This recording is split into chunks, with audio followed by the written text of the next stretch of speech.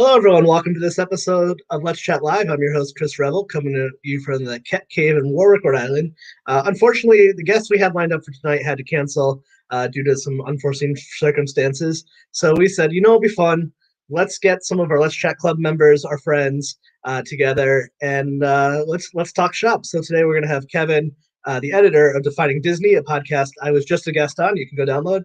And John returning to the show from the Dumbfound podcast. And let's hope that Bree doesn't come on and yell at me for swearing again. So I'm going to keep a clean mouth. But let's get right into it. And welcome, Kevin, and welcome, John. How are you tonight? What is going on, Chris? And I can't promise you, Bree, if I slip. I think that was me last time. Kevin, do you know that story, Kevin? I don't. It was one of the early Let's Chat Lives that we ever did. It's one of the first ones. Uh-oh. It's Bree. Hey, Bree. Hey, Bree. Hi. I'm going to try to keep it clean, Bree. Promise. And it was me and Seaball. Shout out Seaball, our boy Seaball. And we were hosting, and I was dropping F-bombs a mile a minute. Uh-oh. And then I had taken my medical edibles for sleep around I don't know, whatever time. We were supposed to say be done at 9:30, and they were supposed to kick in around 9:35, and then we were getting chatty, so we kept going. And at some point, I was pretty full. I was pretty high, and just dropping F-bombs. And Bree came on, and I thought she was kidding, and she was really, you need to stop swearing. We're like, what the F?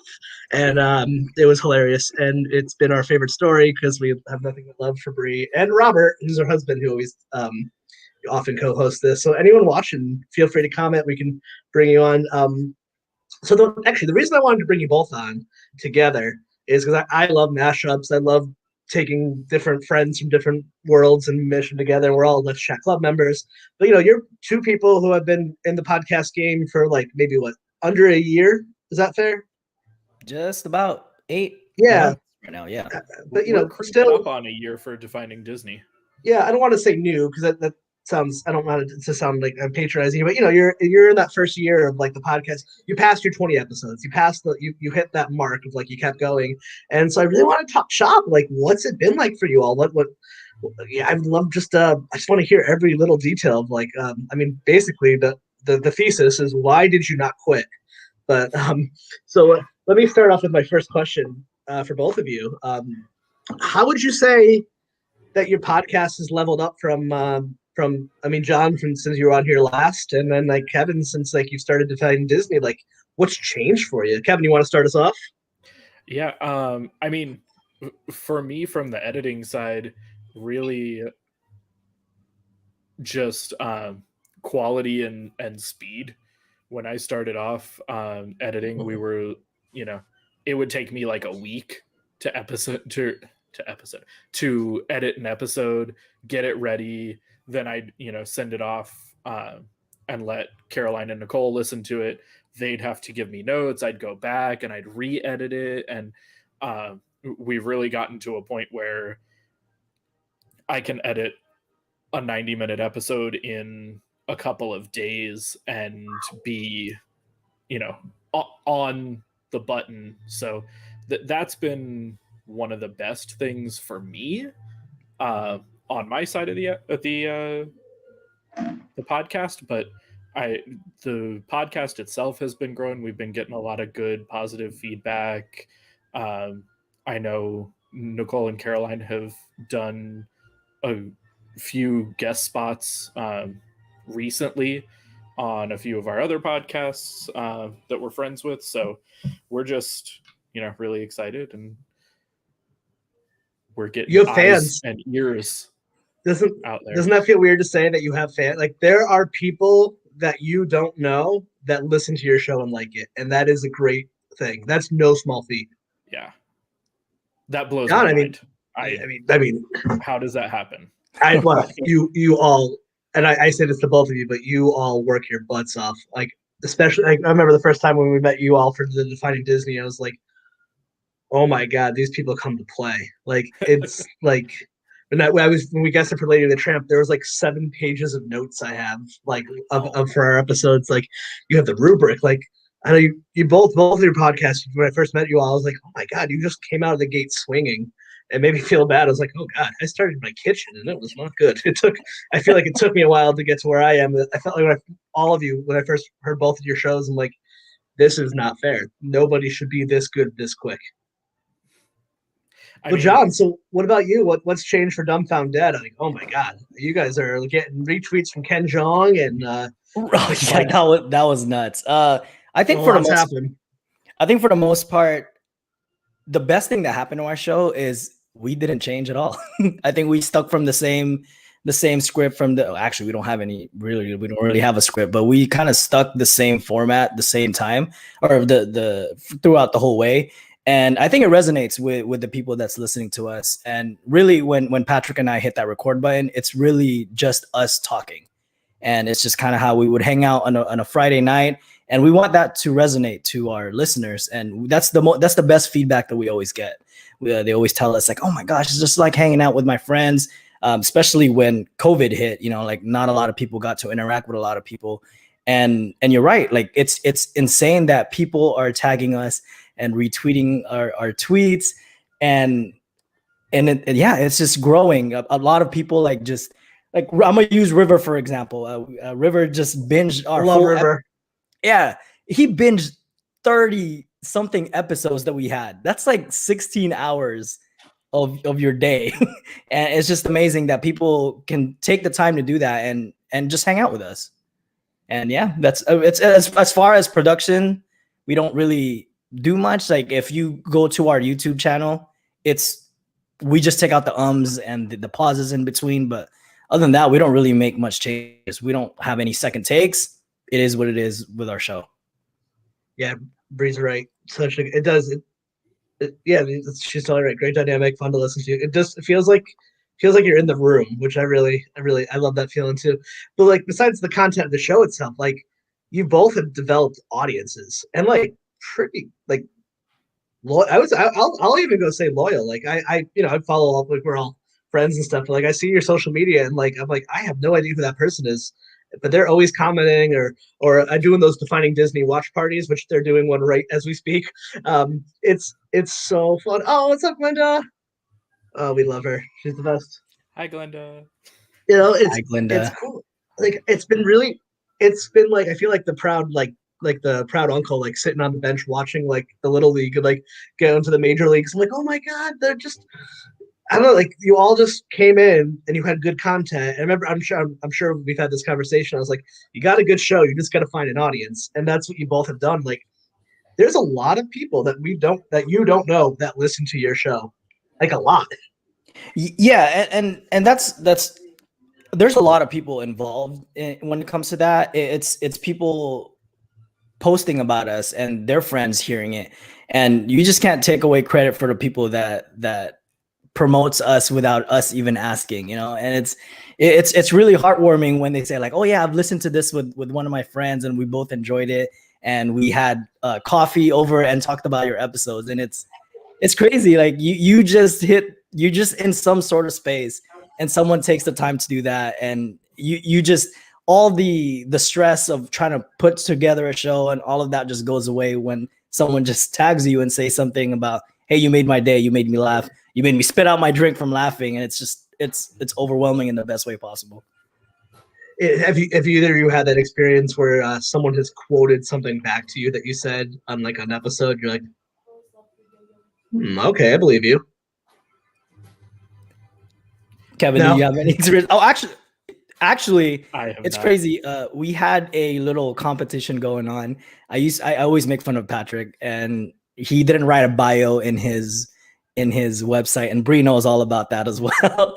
And he asked we call our fans dummies, and they kind of resonated to that. So we actually asked them if they can write Patrick's bio for us, and we read it during one of our episodes. And oh my God, they literally quoted every single thing that he's done in a personal life, to the point that Patrick was like, dude, I'm gonna put this on my Tinder profile someday because it's that accurate. It's insane. Kevin, you were on that podcast, Invest in Yourself. I really, really like that episode. Like, was that must have been kind of a cool, we got some cool colors over here. Yeah, sorry for the my camera being... No one's paying for it, they'll rub. Like, was that such a treat for you to get invited on the podcast? And big ones too. Yeah, that invest in yourself spot happened. I actually kind of told the host, I was like, dude, I'm not sure you like I am who you think that I am. Like, it was maybe a couple of months into the podcast, and I was on a Facebook group called Podcast Nation, and someone asked about editing, and I had just migrated from doing everything in Audacity to using Reaper and some more advanced tools. And so I gave them all that information and talked about it. And he goes, hey, I'm launching a brand new podcast. I'd love to have you on to talk about editing and like your experience. And I'm like, I've edited literally 5 episodes. I don't know if you really want me as like an expert guest or whatever. He's like, no, you're awesome. I like your show that you're editing. Come on my podcast. And that's how that happened. So I love it. That's awesome. There's a saying, like I work in behavioral health, so sometimes like it's a little woo over here, but like there's this great quote that like butterflies can't see their own wings, so they can't see how beautiful they are. And then the end of it is like same with people. So like in that moment, you're just like, I don't know, I'm just an editor on this podcast. Who cares? But someone else saw the value in yourself that you couldn't see. And I listened to that episode. It was really good. I really like. I never had, and I really like a podcast now. I was like, how did Kevin get on this? Damn, good for him, man. I want to get on here. But you know, it's so cool. So like, I think that's what's kind of cool about podcasting. Like, we all get to watch each other from afar because, you know, we're all just sitting alone, grinding in a room ultimately by ourselves. But then, you know, other people listen. Like, you know, Finding Disney sounds incredible. And if it doesn't sound good, people ain't going to listen. Oh, Bree. Thank you, Bree. I appreciate it. I work really hard because I really, you know. Yeah, you're on the episodes too. On ourselves, so I'm always like, oh God, there's this background noise at this point. Like I can't get rid of it. Oh no. That's too funny. Now, have you either of you had any like interactions with people that you're just like, oh my God, you know who I am? Well, I guess I'm gonna guess John for you. It's Ken Jeong. Yeah, that's probably the biggest one, and I was just amazed that he even took the time to retweet that. But I mean, it was for a good cause, just for if anything. But yeah, that was insane. He's very active on Twitter. Yeah, I can see that. Maybe someday we'll have him on. I'm trying to get him on as well because he's very there's the TV show Community has a whole niche podcast world of community podcast, and Ken Jeong and all the member actors and writers, they all go on those shows. So I'm friendly with oh my God, I'm so sorry if I'm blanking on his name. Alex from 6 Seasons in a Podcast, and he's like internet friends with Ken Jeong. I'm like, dude, he's like, I know. Like, wow. Twitter's an amazing thing. But yeah, if you have any other, and you know, made any other friends, like I know, like those Let's Start a Cult guys are really cool. Yeah, so Josh has been amazing to us. We've been in his show about 3 times already, and I just want to give a shout out to a few shows back home in the Philippines too. They're one of the huge reasons why we actually have a significant market there. So there's a horror comedy podcast. They're called Wag Kang Lilingon. In English, it pretty much translates to, I guess, Don't Look Back. That's what it translates to. And it's a horror comedy podcast. And during their 1-year anniversary, they had asked us to read listener sent stories. And we were only like 2 months in. And we were like, why are we getting invited? Like, we're nobodies, you know? And they were a pretty huge hit back home in the Philippines. So we did our reading there. They had a kick out of it. They loved it. And all of a sudden, all their fans started to come listen to us. And then another show, they're called Creepsilog. It's kind of a play on word as well. It's they're also like a true crime show, as well as like pop culture and all that. And they also put us on, and they're always mentioning us to their fans. So we ended up gaining such a huge fan base from them. And that's kind of one thing that I learned about podcasting is it's great to share your audiences, because you shouldn't be greedy about your fan base, just because like everyone can benefit from it. Like podcasts is stronger together. Yeah, it's not a competition. It's a like going to the community. It's a whole community. If you share if you share each other's fans, someone will like it and they'll share it to another person. It's just a domino effect from there. So shout out to those two shows. And, we've been getting a lot of invites from a lot of different shows too. And it's just an amazing feeling that, they want our idiotness being played on their airwaves. So we really appreciate that about everybody. I love it. I love it. You're right. It's like when I think about podcasting, as I grew up with like the punk rock scene, it really reminds me of punk rock. Like there's no separation from fan to host. I'm a fanatic of a million podcasts, and I also make a podcast. And to me, there's no difference. Like, we're friends, but I'm a fan of both of you, but we're also friends and peers. And it's weird. Like there's this ladder it's an invisible ladder that you don't realize you're climbing. And at some point you're like I always say, I feel like overnight I went from like a nobody to a legacy podcast just because I didn't quit and the industry caught up. Like, so there's a lot of times it's just like, oh no. And at some point you look around like, oh my God, like people that I like looked up to are now my friends and peers. And shout out to our club member, Chuck, Chuck Stanton. He's now like, he's the videographer for the Tell 'em Steve Day podcast. And now he's like working with Kevin Smith. And like, it's just like, he's working with his hero. And like, I've gotten to befriend and talk to my heroes, which I know you both will be doing as well as you go on your journey. It's strange that like we could all sit here and talk and you can be like, all right, like Tad Stones, you're like, I now have a reason to talk to the person who created Awkward Duck, or you have a reason, like maybe you never talked to Chen Zhang, but you're like, I actually have a reason. Like there's a very likely scenario that either of you can talk to those people that you look up to very much.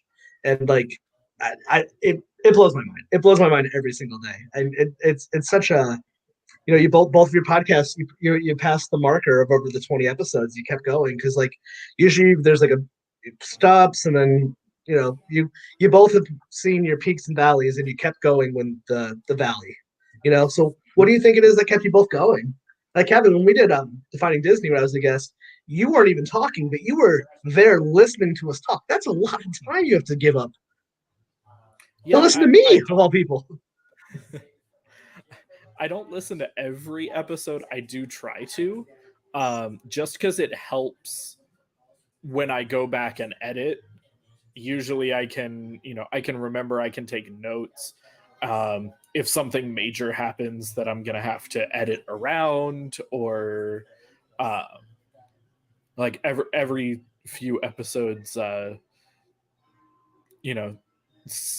someone's mic does something weird, or someone says something, or a cat meows in the background. And, it's like, okay, well, at this point in the podcast, something happened that I have to deal with. But in general, like, I enjoy listening to the show as we're creating it. And then, of course, I end up listening to it again when I edit it, and usually a third time. So... but as for getting past that 20 episode mark, I didn't even really realize that was a goal. So I'm assuming that's like kind of a like a statistic that most podcasts don't make it past 20 episodes. I'm just like, let's keep going.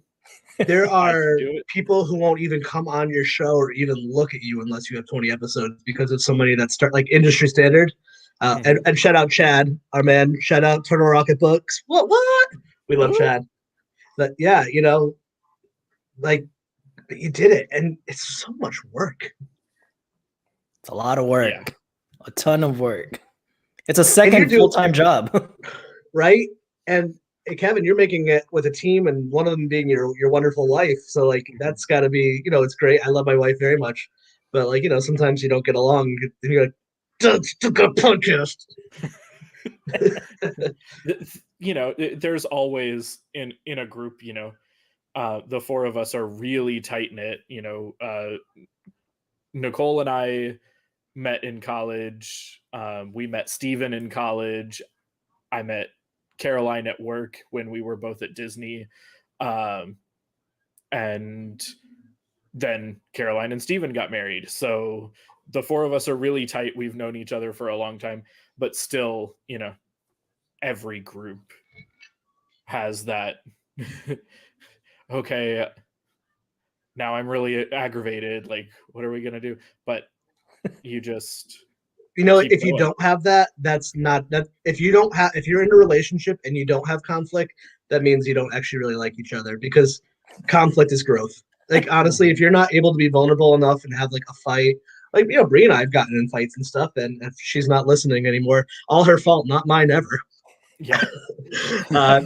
But that's where the growth comes from. Like, you learn how to work together, and the fact that you can do that, it's important. Like, John, you're working with your best friend. I'm sure you guys have probably tried to murder each other a few times. Like, you're gonna be Dumbfound dead. Yeah, there's disagreements. Let's throw Patrick under the bus. He's not here, right? Yeah, there's disagreements here and there. There's frustrations here and there, but it's part of the journey. It's even like what we were talking about initially. Our show is literally just us talking normally, anyways, and just hitting a record button. So that's just what we really are. So, but prior to your question to Kevin as well, like, I guess the part that is, like, I didn't know that 20 episodes was the mark or the industry standards, but I guess the main motivation for us to keep going, for me, it's a personal thing. I'm one of the only, I'm the only one out of our group of friends that kind of moved away from San Diego. So it's also a good way for me to like maintain that relationship with Patrick, especially. So the podcast just gave us more of a reason to, just hang out. Usually we see each other like probably like once or twice a year. He flies down over here, or we just go meet up somewhere. And this is just our way to bond together, and hopefully something that we can make a knock on wood, a living out of someday, and make something out of it. But that's, if it happens, it doesn't. But right now, I guess what's keeping us together is just the interactions with people, man. Like, it's especially lately. Oh my God. Like, there's just been so much support left and right from different groups, different ethnicities, different backgrounds. And they would just reach out and just say how much they enjoy listening to us. And yeah, there are days, you're right, where it's hard, where it's the motivation's there. I know we took a break for like 3 weeks at some point, but the amount of outpour of support we got saying that, hey, we miss you guys, can't wait to come back. It just fills my heart. And it's just like, all right, man, this is enough motivation as it is to keep going. Mm-hmm. One of the things I love about this platform is it elevates people and their voice, even if you may not think you have one. You live in Texas, and then recently we had that horrible massacre down in Atlanta. And can you talk about the Stop Asian Hate? My shirt is on its way, by the way. I cannot wait. I appreciate you for that. Yeah, and is it safe to say that you may never, I'm going to guess, but like in your daily life, you might not be like, people are looking at me to respond to these situations, and you didn't have to do anything, but you had a voice and you used it in such a beautiful way. What's that experience been like to Ken Jong retweeted it. That was really beautiful. Like, all of a sudden you're like, oh, I have to respond to current events now, or I don't have to, I get to. Yeah. And representative. At the end of the day, our main goal is to entertain. If we don't, that's pretty much our mission statements, to make sure to entertain as much as people as possible. But with that platform comes some sort of responsibility, and not a lot of people will like what we say, and that's fine. We're not everyone's cup of tea, and we understand that. But if the situation arises and there's a way that we can leave a message out there, we're going to do it. And it's such a big thing that, there's thousands of incidents that happen within a year of the whole thing that's happening with COVID-19. And it's just not right. If this happened to another party, we would have said the same thing. just because at the end of the day, like we're people, you know, and we care about, and we just recorded our last episode, and we even talked about the things that happened in Colorado, and we didn't want to get political over the show, but you know, it's not right. It's, I mean, granted, we sound hypocritical because we talk about stupid ways that people died, but that's our way of coping with things, and humor is part of it. But when you have the platform, we have some sort of little following, why not? I think that's the question, is why not? Why don't you do it? You know, like it's better to speak up and fall on your sword for something that you truly believe in, and hopefully you can make a difference. Which, oh my God, like I just want to say a big thank you to Melanie from Mask of Sanity. She asked if she can play our recording in her show. She ended up getting like negative reviews about it, but you know what? She's like, you know what? If there's people offended by the things that was said in that recording, then they're not the right people to be entertained anyways. And I just, that was heartwarming for me. Josh from Let's Start a Cult did the same, and they both pledged to donate any revenue that they made from that show to the aapifund.org that we established, that we're going to donate all our merch sales to go to. So it's just been amazing, like that experience. And I'm just super humbled, super thankful that, you know, people would even take the time to do that. Yeah. And you're still, you know, people say representation matters, and it does, but you know, it absolutely does. But there's sometimes people can be annoying. Let's be honest. I like that your show is still your show, and you just happen to be hosts who are of Asian descent. Like, we have to say something. We're gonna raise some money, but we're still gonna do a show about people dying in dumb ways, and then also post that hilarious video of you doing the Running Man all over the place. Yeah, like, you're still you. I love that. Like, it's the multifaceted side of, like, there's no reason the show called Dumbfound Dead about people dying in dumb ways should ever be helping for social change, but you are, and that's right. And honor enough. That's great. I love it. It's funny too, because even though we were saying all those social change stuff too, we still kept it how we would normally talk. I mean, Bree's watching, right? We had a porn reference somewhere along that line, and that's part of our show all the time. And for some reason, that made its way to the recording about change, and it stuck to people. And it's just like, okay, no one said anything about the reference that we just made, but they're getting the bigger picture, which is what we're happy about. The realism there for you guys. Yeah, absolutely. That resonates with people. You know, it's hard to listen to someone just like read some prepared statement. Mm-hmm. I know with Defining Disney, we released our Lion King episode and spoke about fascist imagery that is played over a lot of Scar's appearances throughout the movie, and that released right after the Capitol insurrection.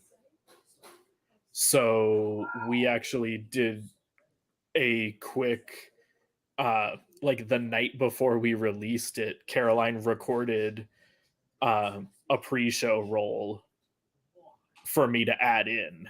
And that was completely unscripted. It was just our feelings about what had happened, and hey, this episode talks about those issues, so we didn't want to let you listen to this episode without hearing our candid thoughts on it beforehand. Mm-hmm. So I think that resonates with people when you can just be honest and deliver it the way your show is delivered.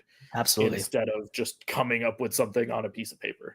Yeah, I completely agree with that. And I don't know, it's just, at the end of the day, like, as podcasters, you want your listeners to be or you want to be part of their day, and vice versa. Mm-hmm. And something, we as podcasters, we become distractions on everyday lives, pretty much. Like, either you listen to us if you're washing your car, washing dishes, you know, going out for a run. It still doesn't dismiss the fact that those issues do exist in the real world, and it's happening right now to people of color, people of, you know, different ethnicities, different backgrounds, social economic status. It's happening in life, and to ignore it, it would be a disservice to not bring up the topic when it's currently present. So there's that. Absolutely. Is it cathartic for all of you too to like even have a place to say those thoughts and feelings when these things happen and actually have people listen?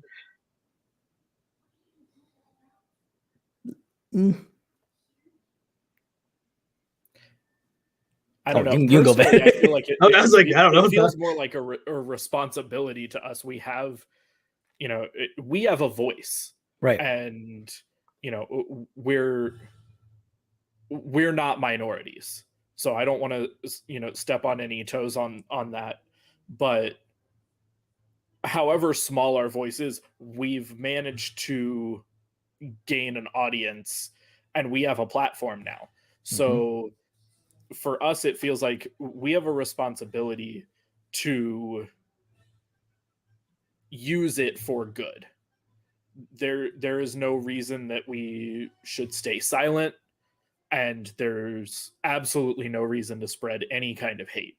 So if you can't stay silent and you can't spread hate, you need to spread the good and speak out against hate. And I mean, hate's probably the best word to speak out against, you know. But yeah, I think to me it feels like a responsibility as opposed to a privilege or an ability. Yeah. It's just as bad that you're not doing anything about it or reacting to it and or just letting it go. It's just as bad, like just ignoring the issue that it doesn't exist.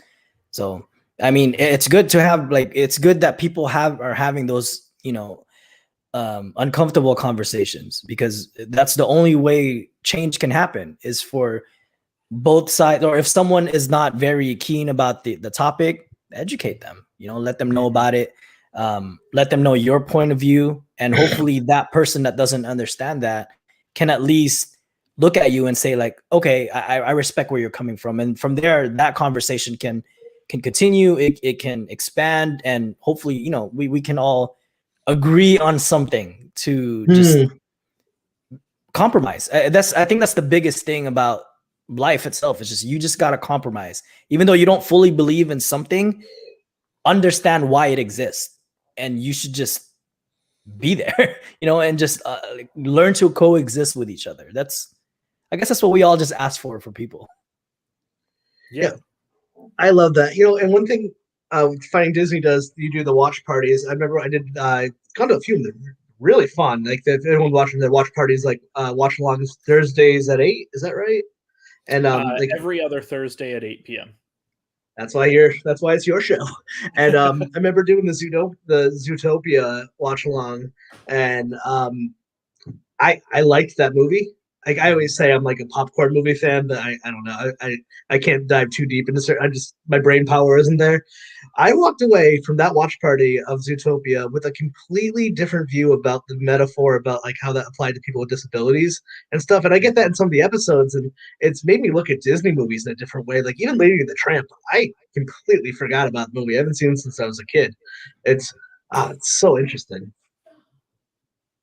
So I actually want to ask you both about Burnout, something that I'm very, very, very guilty of and have had issues with in my past.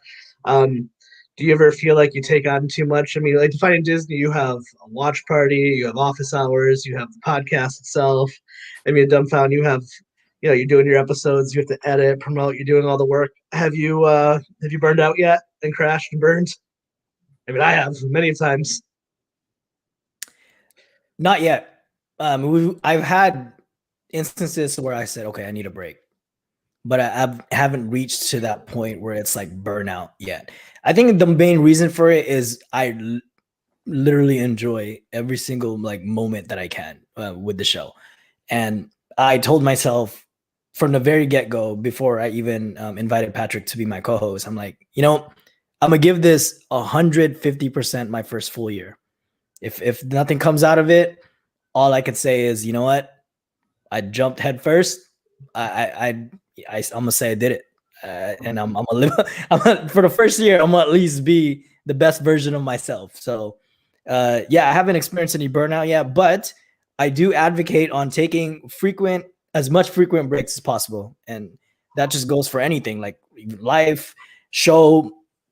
Take a break. You need a breather. I think everyone deserves it.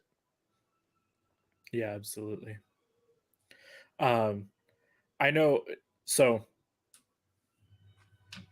recently, with Defining Disney, we launched our Ko-fi subscriptions, and with that, we want to provide value to everybody who's contributing, because we really appreciate it. So we've been hammering away, and almost doubling our content creation, and doing bonus episodes on weeks when we aren't releasing full episodes. And for a while, I was editing 100% of that. So I got kind of close to burnout on that. Just add that stress to everything else that's happening in life. And luckily, because we have a team, Steven was able to jump in and was willing to learn how to edit the episodes. So he's actually picked up some of my slack, so that we can keep pushing out as much content as we want to be creating, without burning each other out. You see me in John's face, like, you got someone to voluntarily edit? I'm like, I don't know if it's voluntarily.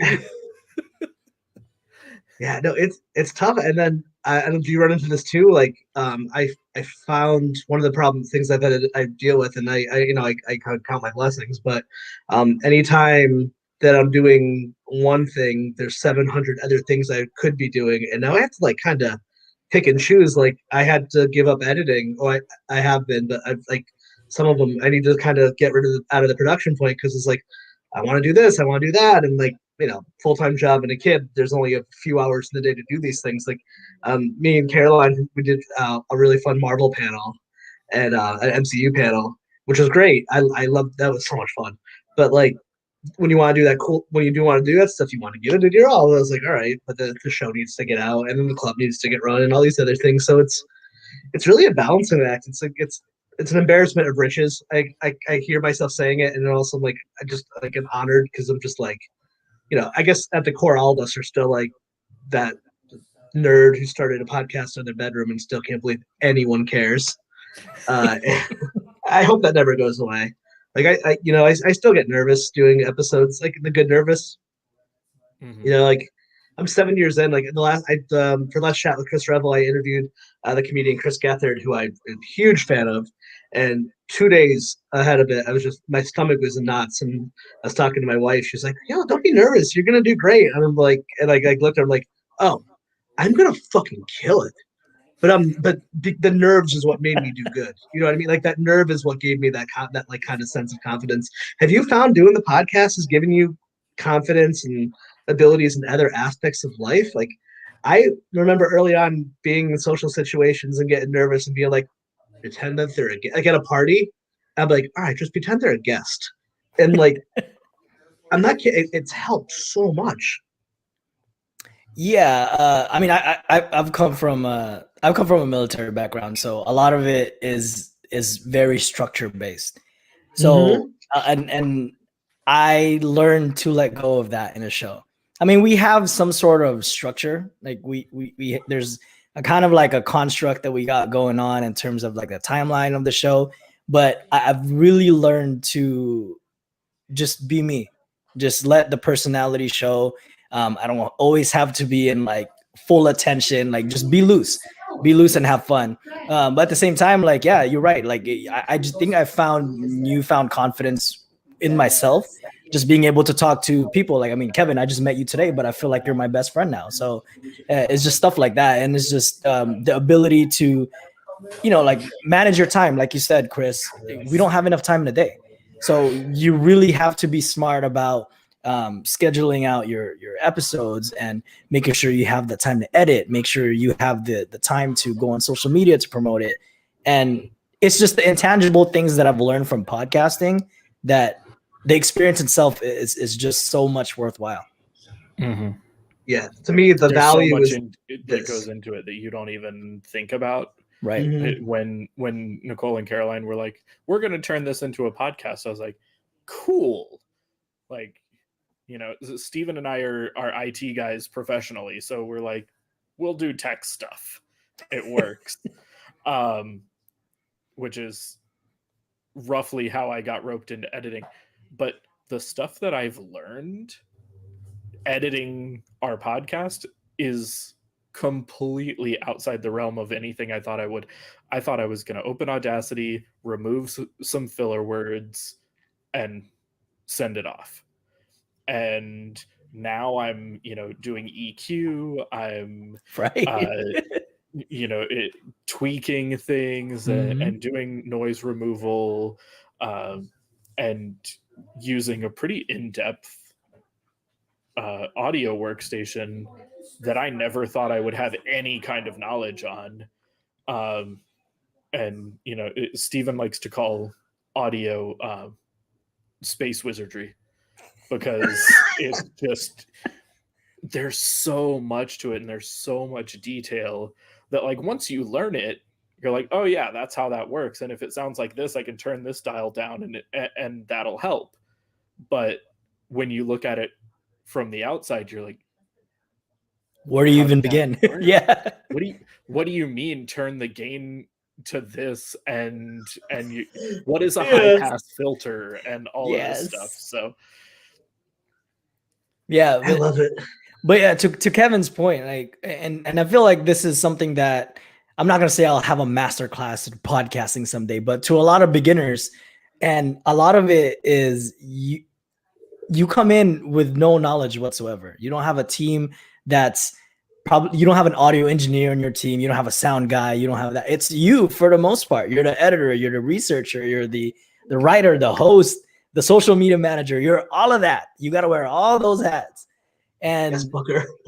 yeah, and it's crazy because, like what I was talking about, the intangible stuff, a lot of times you come in with so much anxiety saying like, I don't know how if I can do this or not. And next thing you know, week 2, week 3, a month later, you're banging all these episodes out, and you're just like, sometimes you just don't take the time to appreciate the work that you've done. A 60-minute audio probably lasted you like a whole week to do.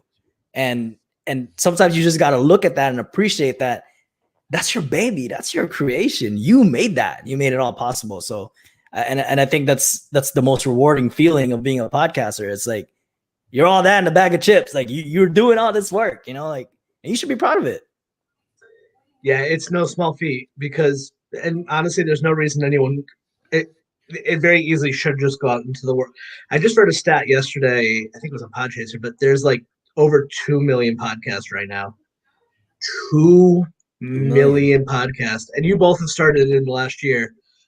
And people like your show, they listen to your show, they've given you money or purchased something from you, or like, you know, like, just give yourself a pat in the back for anyone who does anything. It's I'm like, it blows my mind. And then the flip side of it, I don't know about you, most of your friends and family don't care or know what you're talking about half the time. Like at work, I'm pretty sure for the first, it took up until year 5 before I worked with someone who knew what a podcast was without me explaining it to them. Of doing it, because I started in 2013. Like I actually, yeah, like I just like literally would have friends who didn't even know what a podcast was. I'm like, well, I make one. Well, how do I listen to it? Like, you gotta go on your phone. Like, what? And that's fine. But like, it was just. And then one day, I had my friend Erin, who's gone off to do amazing things with business soul searching. She wanted to start one, and I was like, all of a sudden, like, oh, my coworkers like this, and now I have clients I work with who host one. Like, it's just so cool to see this brand new industry in front of us, and getting to see all the cool voices that come from it. It's I don't know, I think it's special. Like, to me, like this, I think it's like music, like a musician, like playing the show is the reward, and everything else you get paid for. Mm-hmm. Like, this is the bread and butter. Like, there's an old BB King quote is, I play for free, I get paid to travel. I feel like about podcasting, like, I host for fun and I do all the BS so I can convince these people to be my friend, essentially. I like that. I like that take. I was watching YouTube, and actually one of the shows that we watch, they launched a podcast a few months ago, and when they're promoting it, they always say something that's kind of dumb sounding, but it's funny. And one of the hosts said something that actually struck me was, podcasts, it's like radio, but not. And I was like, that's one of the more accurate descriptions of what we do. Like, we're essentially creating talk radio shows like syndicated radio hosts. Yeah. And just putting them out on the internet there for anyone to listen to. Agreed. I know. It's so cool. It's what a great, and the industry has got so many. I mean, it's gonna go so much further. So what's in like a blue sky version just for fun? Like, what's the dream? Like, what if you could have any, like, where would you want to see yourself in 5 years? Like, no, like I'll start. Like, for me, like my absolute, like, my dream / goal, like, what I would love to get to the point with this is, like, I would love to be a professional producer. Like, I would love to run Let's Chat Media, host, and put all of my effort into hosting and finding more talent and develop them. And I would love that to make a living. And I'd also love, like, that Spotify $100 million Joe Rogan deal. Oh, we're dreaming big. Why not? I'll take 50 million. I'll take one. Actually, what do you mean? Actually, side note, speaking of conflict, this is like a joke fight, but at one point early on, I told Bria, I was like, oh man, I'd sell this thing for like $1,000. And we were like FaceTiming, and she gave me like look, and she's like, we do not sell this until we hit 1 million. You hear me? We value this. I was like, okay. It's just like, I don't know. I want to go to Disney World. 10 grand would do that. She's like, we have something here. So. Yeah, listen to Brie. Don't be selling this for 1,000 or 10,000. That is always the no. What my good friend Margie, who's become like a business mentor to me, who runs Interview Connections. In one of our meetings, she was like, literally, she's like, yeah, listen to Brie. Brie, like, yeah, I have visions, and she's practical. Well, I mean, so like, yeah, as far as your question, call me an underachiever, but you know, as long as I can sort of make this kind of like my day job, I guess. Like, I don't have to be making like $1 million, but if you just tell me like, hey, you're gonna wake up one day and you're just gonna talk. You're just gonna talk to random people and have fun, have great conversations, laugh, and you get paid for it, and you ain't gotta worry about nothing. Then I'll be like, yeah, I'm set. I mean, I don't think I'll ever hit the 1 million or like the 10 million like Joe Rogan is making, whatever, how much, but you know, it's just, I don't know. That's just me. Like, if I can do this every day and fully commit to it without having any additional external factors, then yeah, that would be great. What about touring? Like, I want to do live shows. Oh yeah, absolutely. And I want to like, my preference is to host. Like, I want to be the person at San Diego Comic-Con that is like moderating those panels.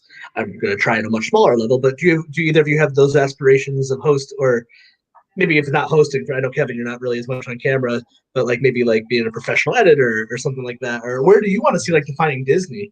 Like, I could see Caroline and Nicole taking this on the road with their personalities, and like, you know, maybe like you rent out a theater and it's like watch the movie with Defining Disney, and like you do like a talk along. Like, you know, that's what I like doing. If it wouldn't get us a cease and desist, I think that would be an amazing way to go with it. Nothing wrong with the cease and desist. You know, Nicole and I, we love our jobs. You could do that, and my boss isn't listening, right? I'm just kidding. So it's not ever really been a thought that, oh, we're gonna turn this into a huge thing. This started as a hobby. It actually started as a blog on Tumblr, because we had the idea, like, what really is the best Disney movie? We need to scientifically decide.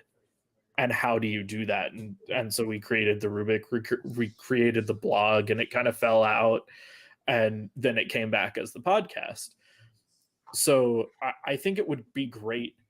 The more short-term goal is make it completely self-sustaining. Any equipment, hosting, all of that, as if it pays for itself, then it's just a great free hobby that we get to continue doing. If it made us all money, that would just be extra gravy. Like, I think we would love that. I know, to be able to work for ourselves would be fun. And if it were to get huge, then that would be absolutely amazing and we'd be thrilled with it. But I don't think we're like chasing that at all. I'm going to make a prediction right now. I want people to hold me to this. I think if all of you stay at your shows the way you're going, I think maybe not full-time job, but I think you'll be making at least a serious side hustle within the next year for what you're doing. Like, for the way your traction, I 100% believe that. And I'm not just saying that because you're here. Like, it's part of the reason. Like, when we came up with the idea for the Let's Chat Club, like, you were the ones that we like let's grab them. Like, we were talking off mic for setting up the Let's Chat Live. We were booking like much more newer podcasts, like people in the under 20 range, and we had a lot of people. We had a few instances where people canceled because their show ended before they booked with us a month out, and that's fine. I've quit a million things. You all have that spark, that you have the thing.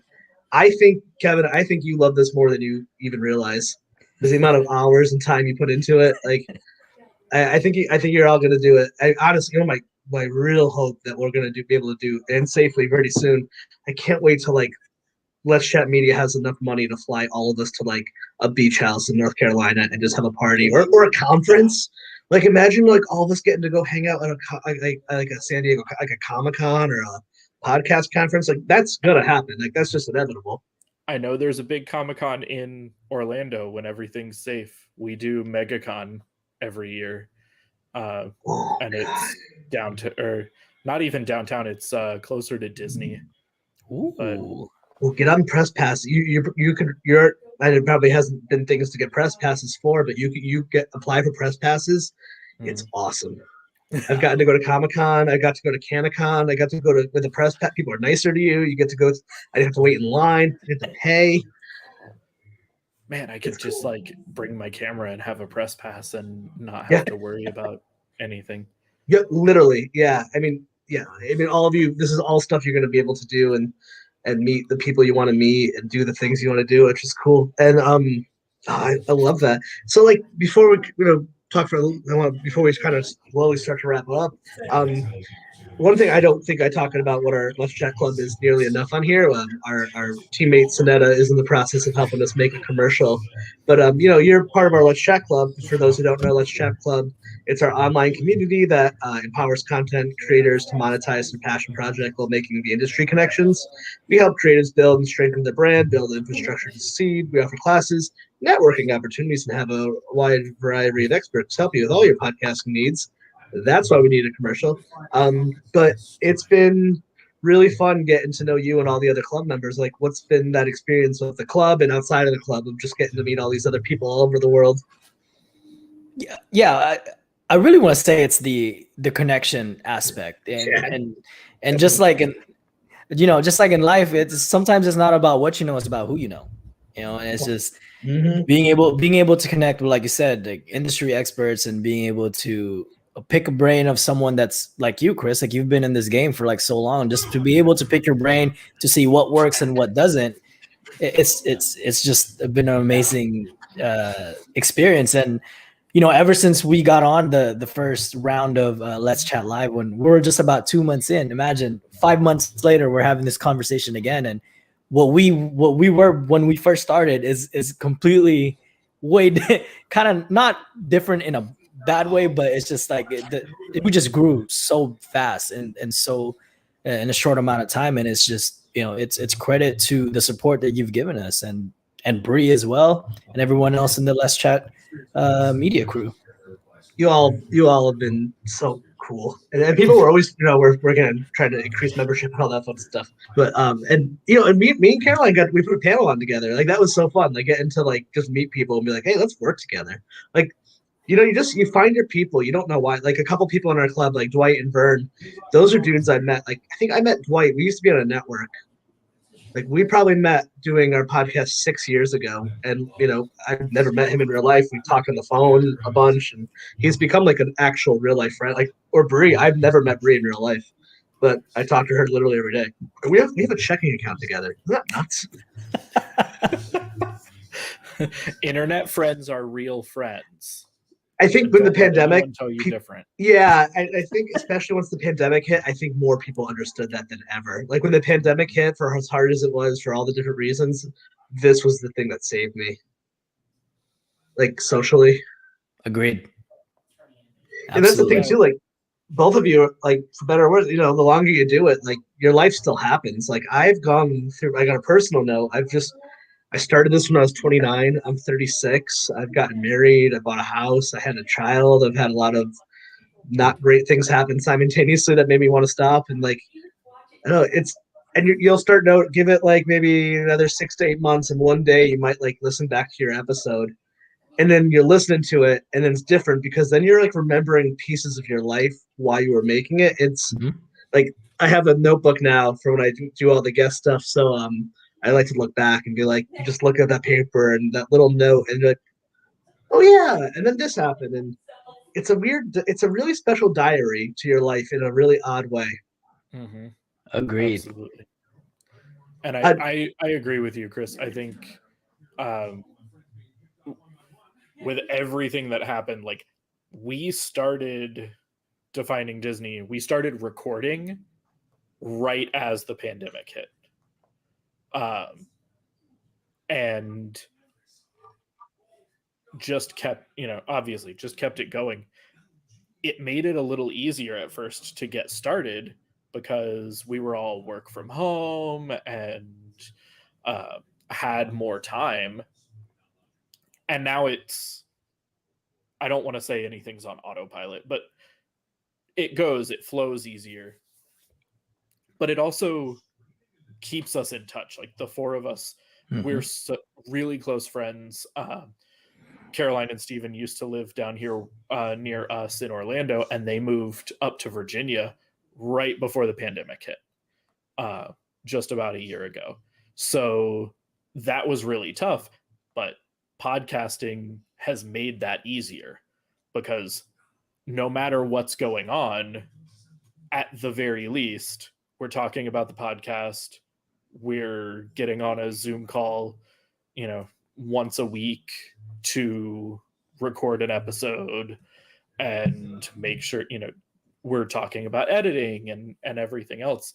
So that, keeps you from falling into any lulls where like, oh crap, it's been 3 weeks and I haven't talked to my best friend. What the hell? Yeah, it's also like a built-in excuse as well. And you're just like, hey, we're in this together, but at the same time, sometimes it bleeds over the podcast and the episodes as well.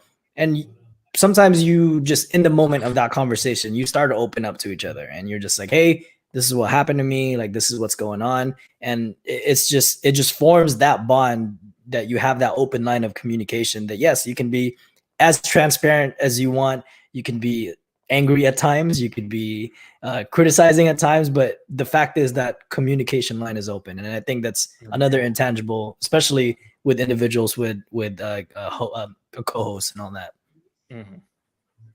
And I love it too, because it's like, we're all friends, but like when it's just, there's so many hours in the day, it's just really hard to talk to your friends. So like, there's not another reason that the three of us would ever just hop on a call to talk to each other. And that's fine. And that's what's so great about it. It's an excuse to meet new people and keep new touch. And we're like, that's basically why one of the many reasons we started the club. It's like, we like those people. We want to talk to them more. How do we do that? And then it's like, all right, cool. Now we can like work together with people we like and work. If it's work. I know Bree I don't even know how they met, but Bree and Caroline met on Twitter, and now I'm on a live podcast with you, Chris, and I've met John today. So yeah. See, it's crazy. And I feel like I've known Kevin for some time now, and we can just casually talk to each other now. Yeah, absolutely. Before we do wrap it up, I think it'd be cool. I don't want to deprive us of a little Disney talk, because that's kind of what we were talking about before. It's non-podcast stuff. So I've actually, well, we were supposed to go to Disney World this year. I went once in third grade, and then the pandemic. So I think next year we're gonna go with my daughter. My in-laws want to take all of us to Disney World. But I didn't know. I didn't realize how many people in our group were such Disney fans. Like, there's the Disney Navigators, and then Don used to work at Disney, like Game On Don, which I was like, wait, what? And then John, you were just talking about all the Disney. I was like, and Dwight, and I didn't know how many Disney heads we had in this crew. So like, we're everywhere. Did anyone see Raya? Did anyone see Raya by chance? Yes. I'm waiting till it's free.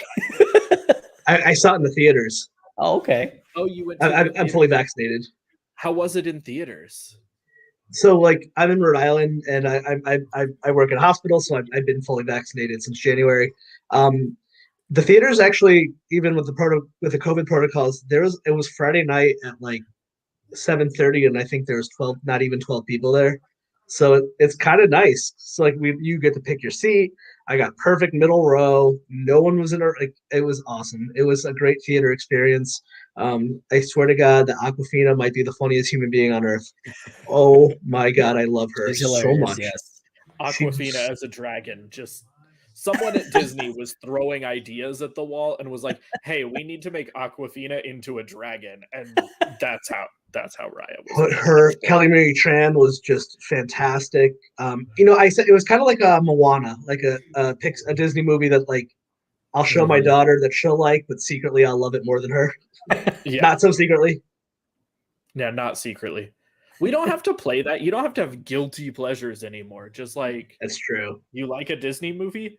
Just say it. Yeah, exactly. Oh, dude, I saw Toy Story 4 in theaters by myself on 50 milligrams of edibles. I was the only one there without a child, and I sat in in the theater so high and just eye water gushing. I was like, he's the journey. Oh my God, he doesn't mean ball. Oh my God, it was one of my favorite experiences. So John, you go to the parks and stuff too? Oh, you're from California. Yeah, well, when I lived in California, I used to go to Disneyland a lot. Patrick was actually a annual pass holder in California, and my wife and I we frequent in Disney World. I actually prefer Disney World over Disneyland, but my man. Yeah, that's what Disney World is where it's at. So I know Patrick's gonna be like, oh, just because you don't know how to do Disneyland right. And whatever, Disney World's better. Disneyland is the size of a postage stamp. Exactly. Disney World is a world. A world. See, I have lived in cities smaller than Disney exactly. World. Yeah, I love Disney World. Epcot alone already beats Disneyland. Epcot's the best park for adults. Yes. Like, not that it's an adult. You got on mute, Kevin. Uh-oh. Revel is on mute now. Stop it. I went to cough and I kept hitting all the wrong buttons. So, yeah, not that it's like a park, an adult park. It's just the best park. You go with a group of friends, drink around the world, have delicious food. You make reservations at any of the world restaurants. Favorites are Italy, Canada. That pizza there is amazing. Oh, yes. Oh my gosh. Pizza in Italy is just the chef's only kiss. Best pizza I've had is actually in Italy. I was gonna say the same thing, and it's oh my gosh, it's just amazing there. And if you're recovering like from all the alcohol, you just sit around that little, I forgot what the ride was called, but you just in the Epcot globe thing. Mission, not mission. Yeah, there you go. Don't go on mission space if you're drunk. You'll puke everywhere. Oh, I don't. That's where I rest. But actually, at one point, Earth is what you're thinking of. There it is, inside the geodesic dome at the very front of the park. Yes, I actually have a picture.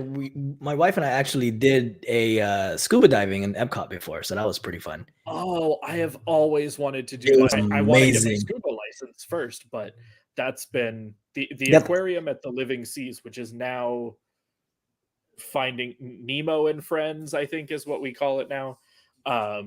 But I remember as a child going with my parents to Disney World, and we had dinner in the Living Seas, like right up against the glass. Yeah, it was dope. And it's amazing. And it is. From then on, I learned that you could get scuba dive, you could pay to scuba dive in the Living Seas, and I was like, I need to do that.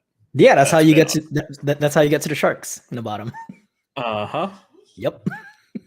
And we did that. That was fun. That was amazing. Yeah, I love Disney World. I went in 3rd grade and never did that. So I'm really excited. I can't wait for you to come with your family. It'll be so. I think much next fun. year, because Felicity will be 5 or almost 6. I'm not good at math. Yeah, she'll be 5. Her birthday is on the 30th, so yeah, she'll be 5, which I think is a good age. Is that a good age to bring? Because I was even thinking like I didn't want to bring her when she was under 5, like when she was 3. I was like, that doesn't sound fun for me. I don't even remember. 5 is good. Yeah, inexpensive. Under 5, they won't remember it. You'll be miserable. Yep. You're just carting them around, and like they'll love it in the time. They're never gonna remember. Yeah. But around 5 years old, they can walk half the time themselves. Like get a stroller. They'll get tired because it's really huge. But that's when you get those like, hey Dad, remember when I met Mickey at Disney? Aww. I still remember going when I was 5-ish, and then again at 7. Aww. So if that helps. Have you gotten to Star Wars Land, whatever it's called? Oh, I'm so sad. So yes, I was a cast member for 5 years. What? And bury the lead. Did you not know that? I thought we had talked about that. So out of the Defining Disney I thought team, it was just Caroline and Nicole. 3 of us are former cast members. Wow. We were all lifeguards. Nicole was a cast member first. She was a seasonal lifeguard. Then I was a lifeguard, and Caroline actually was a lifeguard and then worked food and beverage for a while before she left the company. Wow. And we're gonna see. I have too many ideas we can't put together. But I'll throw this out there for anyone who wants to do it on our channel or theirs. But we should find a way to get all of you Disney crew people to just sit here and nerd about NVIDIA on Disney together, like the Defining Disney folks and all you, because I just want to hear everything about working at Disney. That must be a whole nother experience. It absolutely is. And you still like Disney, huh? Little world. Like the best way to describe it is just working at Disney World is its own microcosm of the world of working. It's completely different. And if anybody's watching that is thinking about working at Disney World, it's a fantastic experience. Like any other employer, there's stuff that I didn't like, there's stuff that I liked. I really wish that I could have transitioned from where I was as a lifeguard and frontline operations into IT, which is my career that I put everything into. I would probably still be with the company if I had been able to do that. But just because of, job postings and what they expect, what kind of experience they expect you to have, you just can't go, oh, now I have a degree, so can I not be a lifeguard anymore and start running or, start being an IT guy for Disney, please? That is so cool. That is nuts. Oh, wow. I can't thank you guys enough. I swear I could do this for another 3 hours. It wasn't the whole having to go to sleep thing. Yeah, and go to work in the morning. I don't know who else has work in the morning, but I don't sleep, so. Yeah, I have a meeting every morning at 8. I still go into the 7, office. So yeah, I feel you. Yeah, I've worked every day through the pandemic at a hospital, which for a long time that was terrible, and at some point it became the safest place to be. So I'm very grateful for that. Yeah, I'm glad you've been safe through all this, Chris. I know it's. Thank you. Me too. It's rough. And I live with my in-laws, and my wife and like my in-laws. We all bought a house together a couple of years ago. So like I had elder people living in my house. So it was scary, but we're all survivors. And God, having a social outlet like the podcast that has been incredible. It's like I'd hear people talk about being bored. I'm like, bored? Are you kidding me? I've never been so busy. I have to like stop myself from working. Like I took a class, I built a company up, I did panel, like it just every night we're just working. But so where can people find you and your perspective in your show? I got it all wrong. Kevin, John, you start us off. Oh, okay. Now I was gonna give the floor to Kevin, but all right, you can find us wherever. Kevin. Yeah, you can find us wherever you find your podcast. We're on Spotify, Apple Podcasts, Stitcher, everywhere else. But to make things easier for you, we're on. We have a website, the dumbfounddeadpod.com. You can find all our info there, and if you want, you can also subscribe to our YouTube channel. All the info is in our website. All right. What he said, except for definingdisneypodcast.com. No. So we are also Apple Podcasts, Google, Spotify, probably anywhere else. We're on Twitter at Defining Disney. Our website, definingdisneypodcast.com. You can find us. We also have recently launched a YouTube channel. Right now, it's just a few of our episodes that I've managed to get put up there, along with kind of like an audiogram. Maybe one day we will have the bandwidth and the capital to get actual video recording of an episode, and that's the goal. We will have full YouTube videos up and keep the content coming for everybody. Oh, well, thank you guys. Thank you both so much for and doing this so last minute. I have a feeling that we'll be calling on you, and I think if you guessed it, and obviously you guys will be hosting at some point in the future too, as we rotate some people around. So keep an eye out for these two and check out their shows, and all of our stuff is let'schatpodcast.net and all the social, all that good stuff. So thank you, everyone. Have a good rest of your evening. Bye, guys.